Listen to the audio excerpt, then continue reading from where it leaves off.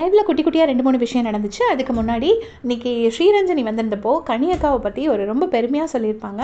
நீங்கள் வந்து ரொம்ப அழகாக விளையாடுறீங்க, நான் வந்து வெறும் கால்குலேட்டிவாக மட்டும் இருப்பீங்க, விஜயோட அக்கா இல்லை, அப்போ பயங்கர கால்குலேட்டிவாக இருப்பாங்க அப்படின்னு நான் நினச்சேன். பட் கால்குலேஷன் கூட சேர்ந்து உங்ககிட்ட ரொம்ப ஒரு கைண்ட்னஸ் இருக்குது அப்படின்னு சொல்லியிருப்பாங்க. அது நிஜமாகவே அவங்கக்கிட்ட இருக்குது.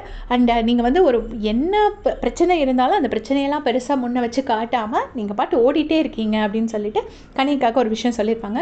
இப்போ பார்த்தீங்கன்னா கனியக்காவும் அரோராவும் துஷாரும் 3 பேர் உட்காந்து, துஷார் இல்லை விக்ரம் 3 பேர் உட்காந்து பேசிகிட்டு இருக்காங்க. அப்போ அரோராக்கு யார் வருவாங்க அப்படின்னு சொல்லி பேசுகிறாங்க. பேசும்போது துஷார் வருவான்னு சொல்லிட்டு விக்ரம் செமையாக ஃபன் பண்ணிட்டு இருக்காரு. துஷார் வருவான், வந்து கேட்டுக்கிட்ட நீ போனோடனே அவன் வருவான். உள்ளே வந்தோடனே அவன் கிட்ட வரும்போது பிக் பாஸ் சொல்லிடுவார், துஷார் உங்கள் வீட்டில் இந்த வீட்டில் உங்களோட நேரம் மறுபடியும் முடிவடைந்து விட்டது அப்படின்னு சொல்லிட்டு உடனே எல்லாரும் பயங்கரமாக சிரிக்கிறாங்க. அப்புறம் துஷாருக்கு ஏதோ அடிபட்டு மெமரி லாஸ் ஆகிடுச்சு. பிக் பாஸுக்கு முன்னாடி இருக்கிறது வரைக்கும் அவனுக்கு எல்லாமே மறந்து போச்சு. அப்புறம் பிக் பாஸ்ங்கிற வார்த்தையை கேட்டாலே அவனுக்கு டென்ஷன் ஆயிரும், அந்த வார்த்தையை பேசக்கூடாதுன்னு ஆயிடுச்சான். அப்போ என்ன பண்ணுவீங்க அப்படின்னு சொல்லிட்டு இன்னொரு பக்கம் பேசிகிட்டு இருக்காங்க. அண்ட் இன்னொரு சைடில் பயங்கரமாக இது பண்ணிட்டு இருக்காங்க. இவங்க வந்து அதிகமாக காசிப் பண்ணாமல் நிறைய ஃபன் மொமெண்ட்ஸ் பேசுகிறாங்க. அதுதான் அது பார்க்கறதுக்கு நல்லா இருக்குது. விக்ரமும் ஒன்றுனா சொல்லி அரோராவை சிரிக்க வச்சுட்ருக்காங்க. ஏன்னா எல்லாருக்குமே தெரியும் அரோரா வந்து டீப் இன்சைட் ரொம்ப ஹர்ட் ஆகிருக்காங்க, அவங்க ஃபேமிலி வரல அப்படிங்கிறது.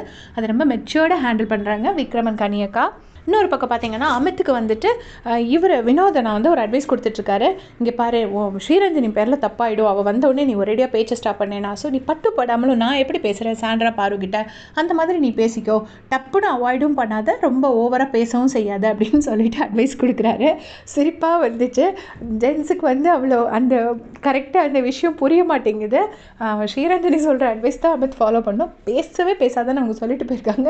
இவர் இன்னசென்ட்டாக போயிட்டு இல்லை நீ பேசிக்கோ, அப்புறம் ஸ்ரீரஞ்சனி பேரில் தப்பானா ஆகிட்டு போகுது, இப்போ என்ன பிரச்சனை, இவருக்கு அது தெரியல, அதனால இப்படி போய் அட்வைஸ் பண்ணிட்டு இருக்காரு.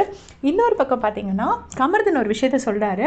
ரம்யா வந்து ஏதோ நிறைய ஒழிச்சு வச்சு சாப்பிடுவா, ஆனால் அந்த நெய் மேட்டரில் எனக்கும் பாருக்கும் ஒரு சின்ன பிரச்சனையாயிருக்கும் அப்படின்னு சொல்கிறாரு. இவர் செருப்பெல்லாம் தூக்கி இருந்தார், அது மறந்து போச்சு போல இருக்குது. நெய் மேட்டரில் எனக்கும் பாருக்கும் ஒரு சின்ன பிரச்சனையாயிருக்கும். அப்போ வந்து அவள் சொல்லுவா இந்த மாதிரி, அவள் மாட்டி விட்டுருப்பா என்ன. அப்போ எனக்கு பயங்கர கோவம் வந்துச்சு, யாரும் சொன்னால் கூட பரவாயில்ல, நீ போய் சொல்கிறியா அப்படின்னு எனக்கு கோவம் வந்துச்சு. நான் அவட்ட போய் கேட்டோடனே அவள் சொன்னால், இல்லைடா கனியக்கா இருந்தாங்க, அப்புறம் என்ன ஏதாச்சும் பண்ணிடுவாங்க, அதனால தான் நான் அப்படி சொன்னேன்னு. ஏம்மா உன்னை என்னம்மா பண்ணுவாங்க அவங்க, கனியக்கா என்னை கடிச்சு கொத்துறதுக்கு காண்டாமல் இருக்குமா, சொல்கிறது சொன்னாலும் கொஞ்சமாவது நியாயமாக சொல்ல வேண்டாமா. ரம்யா பேசினா சவுண்டு விட்டால் பிக் பாஸ் வீடே அலரும். கனியக்கா மிஞ்சி போனால் அவங்க நியாயத்தை கொஞ்சம் சவுண்டாக பேசுவாங்க, மற்றபடி கடிச்சு கொதற மாதிரிப்பட்ட டைப் அவங்க கிடையவே கிடையாது. அந்த எக்ஸாம்பிளே தப்பு அவங்களுக்கு. அதில் ரம்யா வந்து இப்படி ஒரு விஷயத்த சொல்லியிருக்காங்க. அது இப்போ லைவில் வெளியில் வந்திருக்கு. ஸோ இதே மாதிரி அப்படியே செஞ்சுக்க சேனல் சப்ஸ்கிரைப் பண்ணிக்கோங்க. தேங்க்ஸ் ஃபார் வாட்சிங்.